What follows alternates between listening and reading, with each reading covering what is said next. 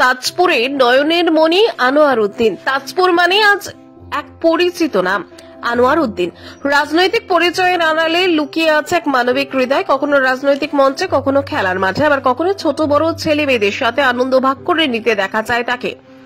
সামাজিক ও গঠনমূলক কাজে নিজেকে যুক্ত রেখে সাধারণ মানুষের পাশে দাঁড়ানোই যেন তার জীবনের মূল মন্ত্র।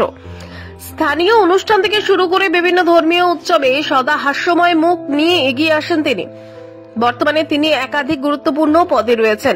পূর্ব মেদিনীপুর জেলা পরিষদের সদস্য, পূর্ব মেদিনীপুর জেলা সংখ্যালঘু তৃণমূল কংগ্রেসের সভাপতি, কাঁথি সাংগঠনিক, অল ইন্ডিয়া কাজু অ্যাসোসিয়েশনের ডিরেক্টর ও জয়েন্ট সেক্রেটারি, বেঙ্গল কাজু অ্যাসোসিয়েশনের সভাপতি, তাজপুর সুপারস্টার ক্লাবের সম্পাদক, নজরুল মেলার কর্ণধার, তাজপুর সারাহ কমিটির সভাপতি। এছাড়াও তিনি একাধিক সংগঠনের সাথেও সক্রিয়ভাবে যুক্ত রয়েছেন।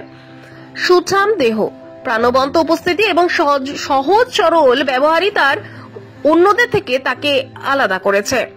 আবার অনেকে মনে করেন তার পোশাকের রুচি, হাঁটা চলার ধরন, কথাবার্তা একজন অভিনেতাকেও হার মানায়। তাজপুরের সাধারণ মানুষের কাছে তিনি শুধু নেতা নন, আপনজনও বটে। স্থানীয়দের ভাষায় যে যাই বলুক, তাজপুর তথা কাঁথির নয়নের মণি আনোয়ার উদ্দিনই।